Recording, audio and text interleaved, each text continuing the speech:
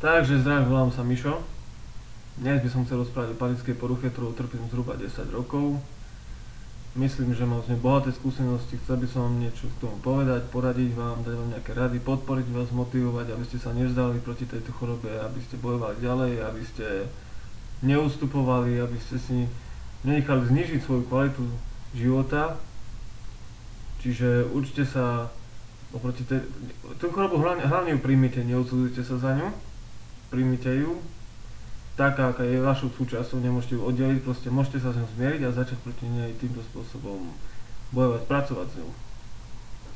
Čiže môj prvý atak nastal zhruba v roku 2005, kde som šiel vonku, bolo mi zle, prišlo mi zrazu nevoľno, točila sa mi hlava, rozbučilo sa mi srdce, netušil som, z čoho to je, skrátka bolo mi divne, áno, skrátený dých, potenie, ako som povedal. No keď som prišiel domov, všetko bolo v poriadku. Nerozumel som tomu, čo to bolo. Bral som to ako nejakú, možno nevoľnosť, možno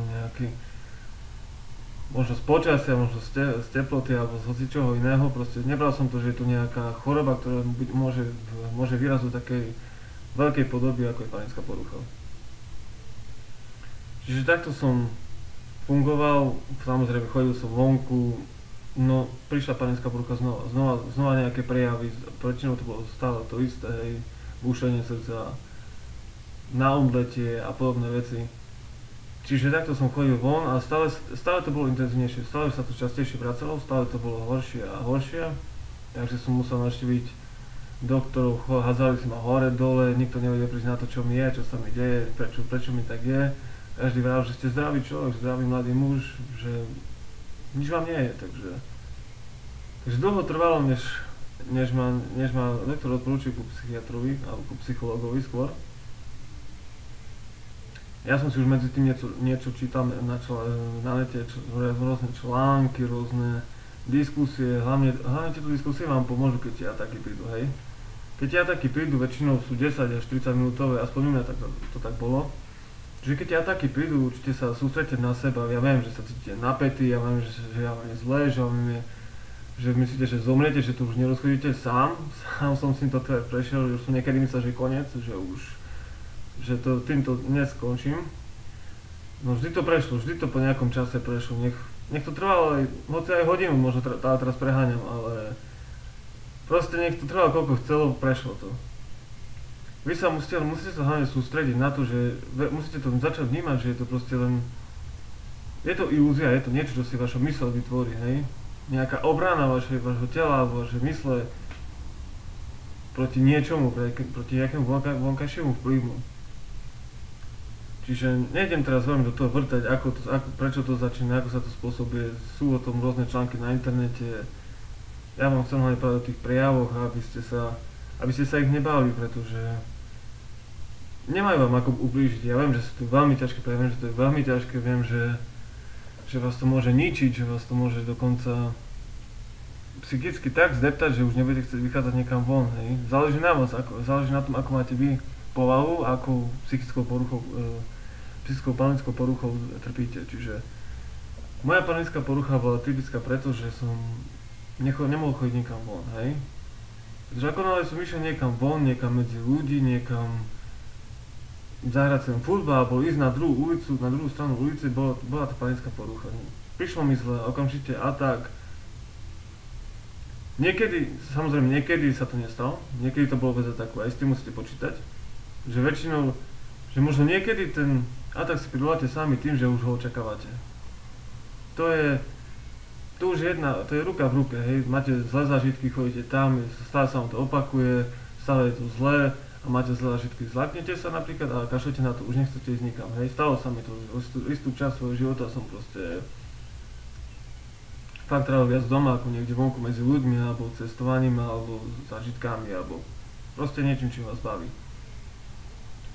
Určite to neodporúčam nechať ovládnuť život touto chorobou. To je to najhoršie, čo sa vám môže stať. Čím dlhšie budete nečinní voči tej chorobe, tým viac vás začne ničiť, tým viac vás bude deptať, tým viac získa nad vami moc a to nemôžete pripustiť, že sa aj postavte, chodte von, robte čo vás baví, Vyhľadávajte situácie, ktorým sa vám tá panická porucha prejavuje. Vyhľadajte ich, buďte v nich, prežívajte ich, vnímajte tie pocity, prečo to je tak, prečo je to hen tak. Choďte. Proste to zvládnite, choďte tam a každý jeden, možno prehráte prvý boj, možno prehráte druhý boj, možno tretí boj prehráte, ale to nie je vaša prehra, to je vaše víťazstvo, pretože každým ďalším bojom je to čoraz menšia intenzita, čoraz viac si na to zvykáte, čoraz viac to zvládate a to je pre vás víťazstvo, čiže nebojte sa toho, bojujte proti tomu a obklopte sa ľuďmi, ktorí vás v tomto podporujú, ktorí vás majú radi, ktorí vás poznajú, ktorí vedia, aký ste.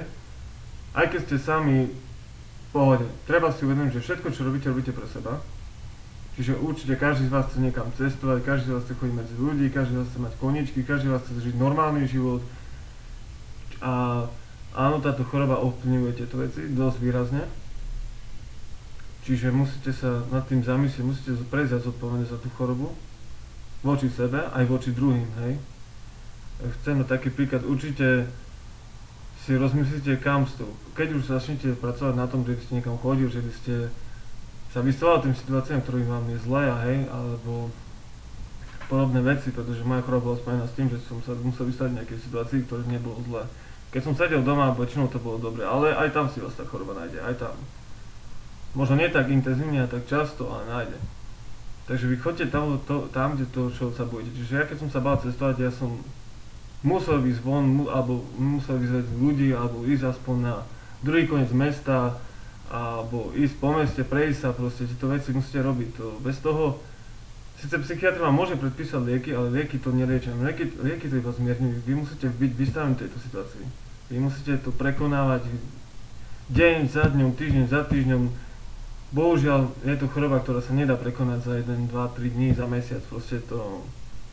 S tým sa treba zmieriť a postupne na tom pracovať. Postupne to bude lepšie a lepšie a lepšie. Ako som rád, ja som nevychádzal z domu, hej. Prišiel som o možnosť o lepšie štúdium, čiže mohol som mať kvalitnejšie vzdelanie, pretože som nechodil nikam, čiže som nechodil do školy, pretože ma to stalo vzdelanie. Potom prišiel som o vzťah vďaka tomu. Takže, a určite nikto z vás nechce takto stratiť nejaké roky života, alebo prísť o tieto veci, ktoré sú pre vás dôležité. Ďalšia vec, nechcel by som, určite si uvedomte, že ste normálny človek, ako aj bežný. Áno, trpíte nejakou chorobou, hej, je to jasné, ale nechajte si v hlave nakecať nejaké veci, že ste psychopat, alebo že ste mimo, alebo že ste menej cenný človek než ten druhý. Ak toto si nehovoríte vy sami, ak to praví niekto druhý, preč od toho človeka. Toto je blbosť, toto vás nemá čo zajímať, hej. Vy chodte normálne medzi ľudí, bavte sa, robte čo vás baví a to, čo si myslí, to je jeho vec, to nie je o vás, to je o ňom, to je o jeho pohľade na život, na tieto veci, čiže to nie je o vás to nemá čo zajímať. Ani sa o to koniec koncov nemáte čo starať, čiže ide len o vás, o váš život, o vašu kvalitu a preto sa pred tou chorobou nemôžete uzatvárať pred ľuďmi a pred tým, čo máte radi, pretože ničí to váš život. Takže by som chcel povedať, že určite sa tomu nevyhýbajte a pracujte na sebe. Čo sa týka doktorov a psychiatrov, bol som u psychologa, bol som u psychiatra. Psychológ ma samozrejme poslal sa psychiatrom, keďže tieto veci lieči iba psychiatr. Nasadí vám lieky a vďaka tým liekom budete chodiť niekde von, budete to postupne zvládať, budete sa snažiť. Tie lieky vám pomôžu tú situáciu zvládnuť lepšie, ako keby ste ich nemal, hej? Ale bez tých liekov sa i tak bez tých liekov, bez toho skúšania, čiže vy lieky môžete mať, ale ak to neskúšate, veľký účinok to nebude mať. Samozrejme nejaký účinok tam bude, ale nebude to dostačujúce pre vás. Pretože určite každý z vás chce žiť úplne plnohodnotný život bez toho, aby bol nejakým spôsobom obmedzený alebo že by ho to obmedzovalo. Takže choďte vonku, bavte ženy, mužov alebo hoci koho, zabávajte sa, nebojte sa tej choroby, sú tam ťažké príznaky, áno, dá vás to dolu, porazí vás to raz, dvakrát, nevadí, I tak treba ísť, treba z toho skúšať, treba sa tomu vystávať, tým situáciám, ktoré vás trápia. Ja viem, že budete mať ten pocit napätia, že budete možno niekde v spoločnosti a budete tichšie, alebo budete, ja neviem, budete sa chovať divne a všetci nás budú pozerať. Treba to prekonať, treba ísť, netreba sa na to sústrediť, že ako sa na mňa pozerajú druhí, netreba to riešiť proste, oni nevedia, čo máme, nevedia, čím si prechádzate, preč s týmito myšlenkami. Ľudia, ktorí vás majú radi, vás proste ocenia takých, akí ste. Keď im poviete, že týmto trpíte, buď vás príjmu, alebo tí, čo vás nepríjmu, preč s takými ľuďmi, to pre vás takí ľudia nemajú cenu, hej, čiže netrápte sa tým, ja viem, že je tam napätie, viem, že je tam strach, viem, že sa bojíte, viem, že nechcete byť v tejto situácii, že vy musíte byť z tej komfortnej zóny, kde vám je dobre, napríklad keď sa bojíte cestovať autobusom, vy teraz pôjdete pešo, alebo tak, ale to práve vy nesmiete, vy musíte do toho autobusu nastaviť. Aj keby ste išli len jednu zastávku, tak to jednu zastávku pôjdete a postupne to bude ľahšie, to vám sľubujem. Bude to ľahšie, bude to lepšie, bude sa vám lepšie žiť, budete na seba hrdí, stane sa z vás silnejšia osobnosť, pretože áno, panická porucha dosť ničí osobnosť človeka, hej, silu, hlavne psychickú silu.